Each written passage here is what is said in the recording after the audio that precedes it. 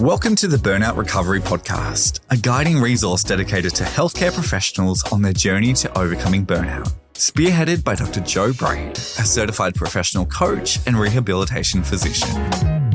Hello, everyone, and welcome back to today's episode. I'm recording this fresh off a holiday break, and I have to tell you, I'm feeling that familiar disorientation that comes with jet lag. You know that feeling, right? Your body clock is completely out of sync. You're exhausted, but you can't always sleep at the right times, and everything can just feel a bit off. As I was experiencing this jet lag recovery process, something fascinating struck me. And that is that the strategies I was instinctively using to recover from jet lag were remarkably similar to the 4 pillars I recommend for burnout recovery. And so I got thinking, what if we could learn something valuable by comparing these 2 recovery processes? Today, I want to share with you how the same 4 pillars that help us recover from burnout, mindset, movement, sleep, and support are exactly what our bodies need to recover from jet lag.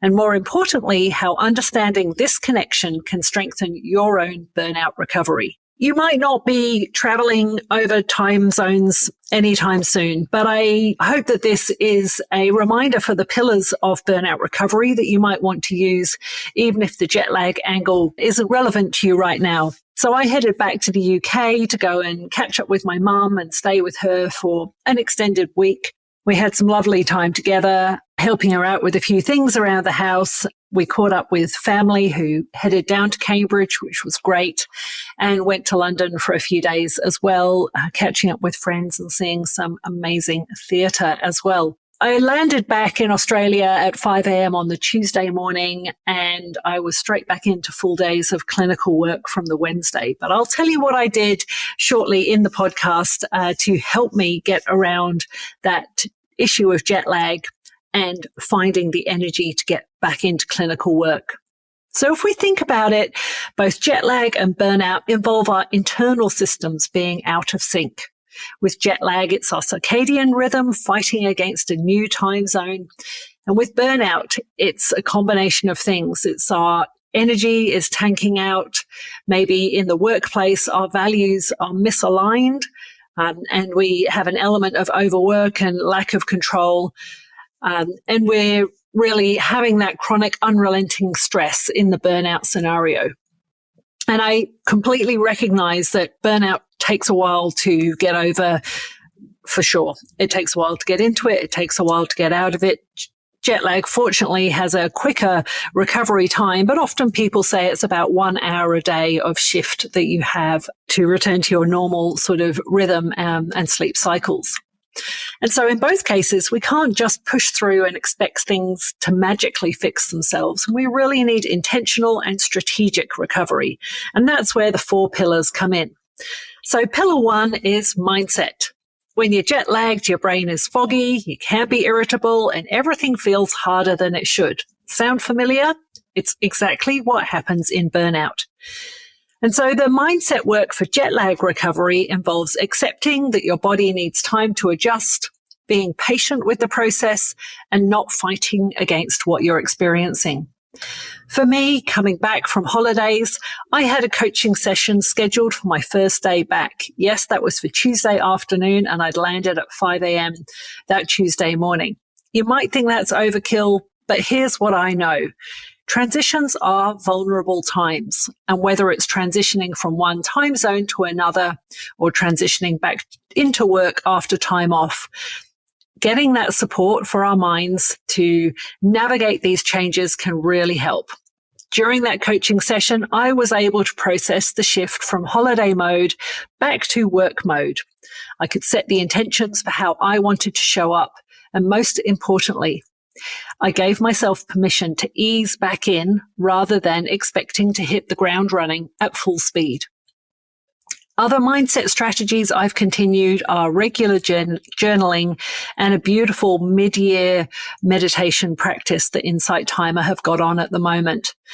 Just like with jet lag, where you need to be intentional about light exposure and sleep timing, burnout recovery also requires intentional mindset practices. And these aren't luxuries. They're really necessary for recalibrating our internal systems. So the key insight here is that both jet lag and burnout recovery require us to work with our natural rhythms, not against them. Now let's go through pillar 2, and that is movement. So when you're jet lagged, gentle movement helps reset your body clock and improve your circulation and so forth after a long flight. Geez, sitting in those boxes for like a 23-hour journey is pretty crazy. When you're recovering from burnout, movement also helps with discharging those stress hormones that have built up and really getting to reconnect with your body as opposed to sort of ignoring some of those signals that you might be getting from your body.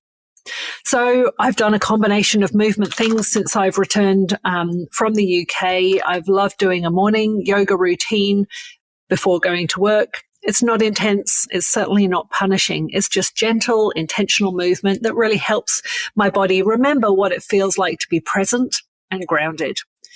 And there's something so powerful about starting the day with movement that's really for you and your well-being, not for productivity, not for achievement. It really sends a message to your nervous system that you're prioritizing care over chaos. And let me tell you about an amazing movement opportunity I had that I didn't really see coming, and I certainly wasn't aware of when I flew across to the UK. One of my cousins who I caught up with had let me know that there's access to a gym and a pool at Singapore airport. So I did investigate this. And as I was disembarking from the London to Singapore leg, they said, everybody, you'll be boarding in 70 minutes. And I thought, nah, we've got longer than that. It's a longer layover than that. So off I went while FaceTiming with the kids to go and track down this pool. So it's a rooftop pool. Yes, you're sort of in that airport air, but still you actually get into the fresh air. I found the pool. I had my swimmers in my little backpack, and that was such amazing movement. So I think that was Terminal 1 at Singapore Changi Airport. And if you are passing through there, even with a 2-hour turnaround, I would so highly recommend going to track down the pool. I had a beautiful fresh coconut water by the pool, moved around, stretched around, really felt refreshed. And there weren't too many hours to get back to Sydney from Singapore then. So whether you're dealing with jet lag or burnout, the movement doesn't need to be complicated. It just needs to be consistent and kind. Here's pillar 3. Sleep is where the jet lag and burnout parallel becomes the most obvious. With jet lag, your sleep schedule is really disrupted.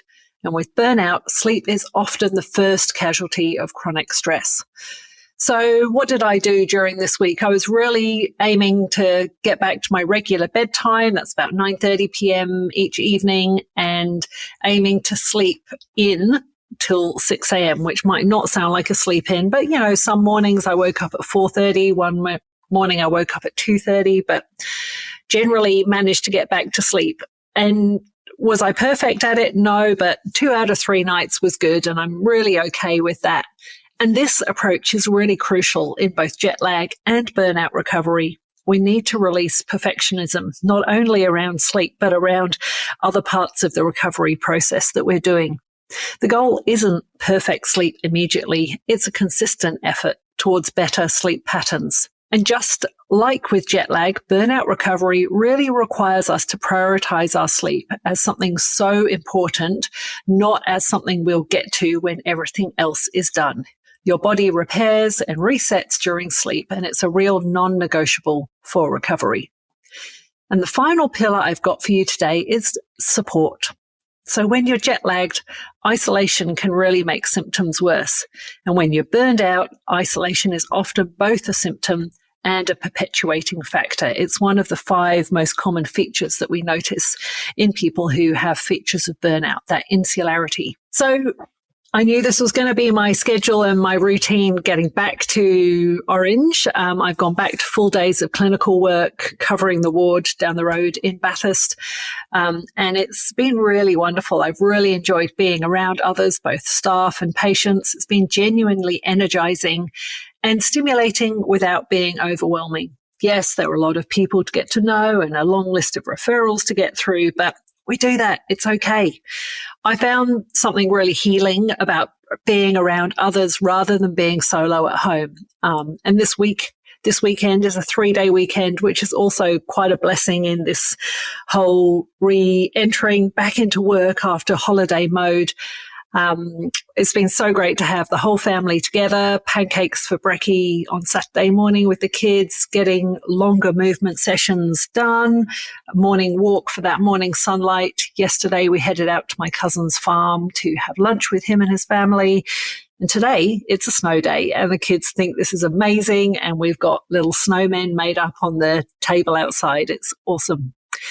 So really, as humans, we are very social beings, and we recover in relationship, not in isolation. So whether it's the gentle stimulation of being around colleagues or the meaningful connection of providing patient care, support comes in so many different forms.